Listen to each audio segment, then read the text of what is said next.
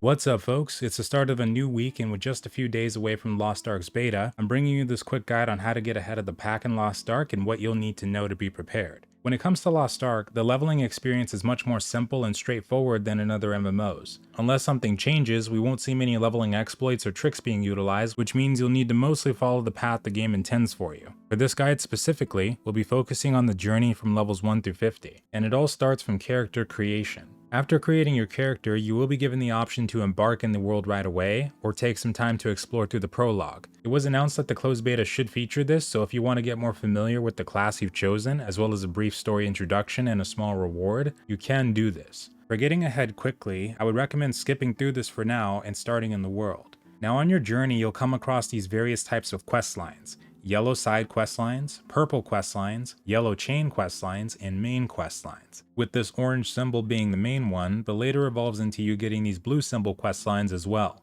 Now me personally, I haven't played the game but for more than collectively about 100 hours, and the last time I played was about 6 months ago, but I have seen current methods of success when it comes to leveling and compiled that together with old footage that I have for the game and came up with this. Our regions are going to be running like Season 2 of Lost Ark, so there's going to be different changes than what some of us encountered long ago in the Korean version, including on the progression side. So the main method for getting to level 50 as soon as you can would be to avoid all yellow side quests up until you reach the region of Arthentine, but still doing the purple and yellow chain quests, hot time events that you'll find in red throughout the world. They're pretty easy and quick to do and can give you loopy and seals that come in handy later. And I compare these quest lines to dynamic events. And of course, lastly, following the main story. When you do the dungeons, I would also recommend doing them on normal only. You can do them on hard for the extra bonus if you want to, but I would recommend only trying to do this in a party. Otherwise don't bother, because since it's Season 2, they won't give a lot of XP. Luckily, Lost Ark is the kind of game where you don't have to rush if you don't want to, so realistically you don't have to follow any guides at all, but for those that want to, your main goal is getting level 50 as soon as possible.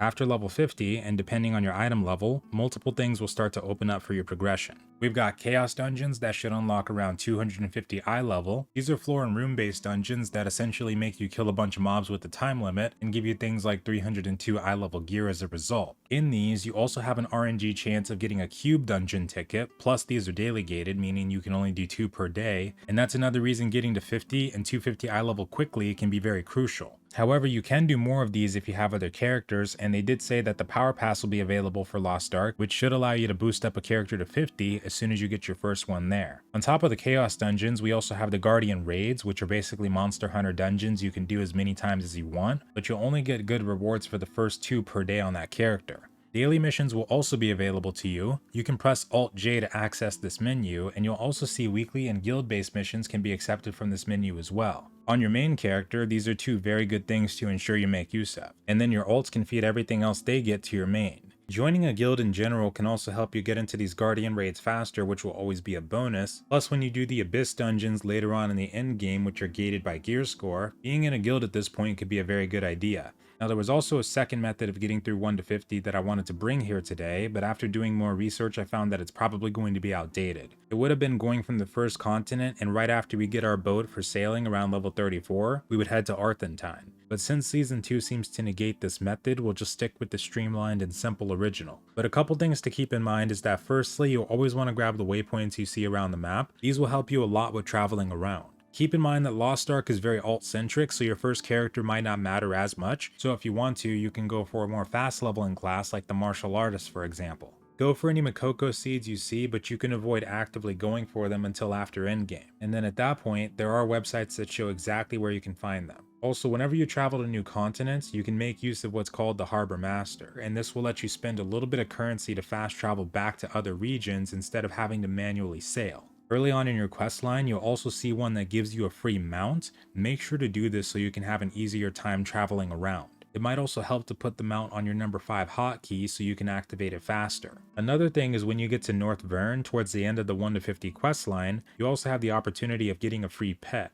This can help you a lot because pets are capable of auto looting, and when you go into Chaos Dungeons, this is basically a godsend. Make sure you do this. Throughout your journey, you'll come across items that have a little book symbol next to them in the corner here. These are items that go towards what's known as your adventure book. Feel free to consume these as you go, but you don't need to actively pursue these as you go along. And the last few things to mention is that you will unlock your awakening skill at level 50, and this acts as a sort of ultimate ability that would pretty much start making just about anything a lot easier. When you initially get to endgame, you'll start receiving different currencies like these emerald shards that come from things like chaos dungeons, and these can be used in the process of upgrading your equipment unless anything there has changed. And the Tower of Shadow is a survival gauntlet we unlock around this time at endgame, and as we progress through the different floors, we get account-wide bonuses that will help strengthen our characters too. With these methods, if you really go at it, it shouldn't take you any more than about 14 to 15 hours to get to 50. So if there's still time before server reset, make sure you go ahead and finish the questline in North Vern, and head on over to the far north known as Shoeshire to complete the questline there and get a free set of tier 1 gear. Keep in mind though that you will need to use your box doom boat to get there, and that's the one with the drills coming out of it. If you don't have enough time before reset by the time you hit 50, then go ahead and start doing your daily chaos dungeons, guardian raids, and daily quest lines as soon as you can. This will allow you to start working towards better gear and upgrade materials that you'll need. But with that, that's everything you need to know for being fully prepared to level in the closed beta. Hope this helps you out, and there may be slight changes before beta or launch, but if there's anything major, I'll make sure to update. Have a good night or day folks, and farewell.